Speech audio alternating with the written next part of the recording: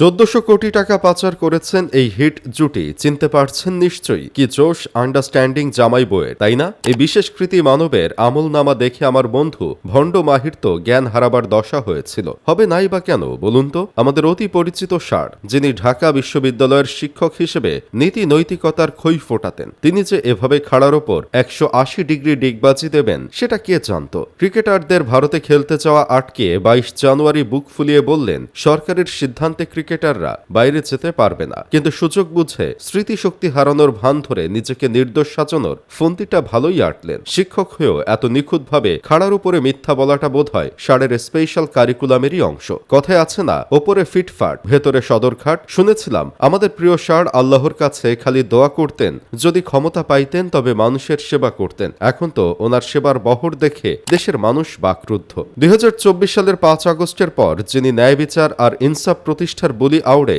জামাত নিয়ন্ত্রিত সরকারের গদিতে বসলেন, সেই আইএসআই এজেন্ট খ্যাত ষাঁড়ের গত ১৮ মাসের কুকীর্তি এখন টক অফ দ্য টাউন। তদন্তে যা বেরিয়ে আসছে তা তো স্রেফ দুর্নীতি নয়, একে তো রীতিমতো ডিজিটাল ডাকাতি বলা চলে। বিশেষ করে ষাঁড়ের স্ত্রী যেভাবে পুরো সিন্ডিকেট নিয়ন্ত্রণ করতেন তাতে মনে হচ্ছে মন্ত্রণালয়টা ওনাদের পারিবারিক ড্রয়িং রুম ছিল।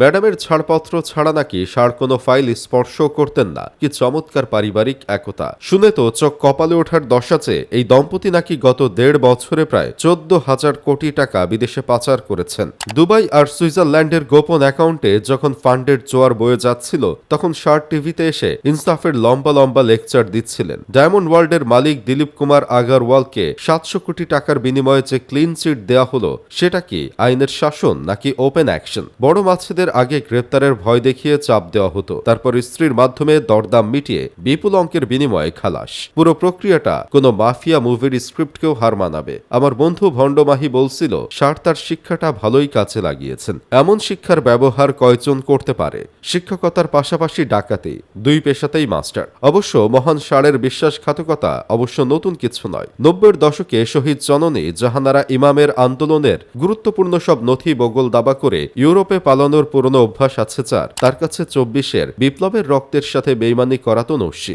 একসময় যিনি বঙ্গবন্ধুর প্রশংসায় পঞ্চমুখ থাকতেন, ক্ষমতা পেয়ে তিনি উগ্র ইসলামপন্থী জনতাকে উস্কে দিয়ে সেই প্রতীকগুলোই ধ্বংস করার খেলায় মেতে উঠতেন। একেই বলে সত্যিকারের রাজনৈতিক গিরগিটি। রং পাল্টাতে ওনার কোনো জুড়ি নেই। ব্যক্তিগত জীবনেও ষাঁড় বেশ শৌখিন মানুষ। বিবাহ বহির্ভূত সম্পর্কের টানে ৩-৩ বার বিয়ে করেও নাকি ওনার মন শান্ত হয়নি। সন্তানদের ওসিলায় স্ত্রীর সাথে বাড়িতে সময় কাটাতে না পেরে বিশ্ববিদ্যালয়ের পাশে আলাদা ফ্ল্যাট ভাড়া নেওয়ার যে বাহারি গল্প, তা শুনলে হাসবো না কাঁদবো ভেবে পাই না। ফ্ল্যাট ভাড়া নিয়ে সেখানে নাকি প্রতিদিন নতুন নতুন অতিথি আপ্যায়ন করার যে রঙিন শখ, তাতে ওনাকে শিক্ষক না বলে কোনো রোমান্টিক থ্রিলারের নায়ক বলাই ভালো। হাঁটুর বয়সী মেয়েকে পটাতে বুড়ো বয়সে একটু একটু রোমান্টিক তো হতেই হয়। তবে পরিশেষে একটাই কথা বলার, জুলাইয়ের রক্তের ওপর দাঁড়িয়ে যারা নিজেদের আখের গুছিয়েছে তাদের তদন্ত হওয়া এখন সময়ের দাবি। পালানোর আগে ওনাদের কলারটা ধরা দরকার, নয়তো সুইস ব্যাংকের ভল্ট আরো ভারী হবে আর সাধারণ মানুষের পকেট হবে গড়ের মাঠ।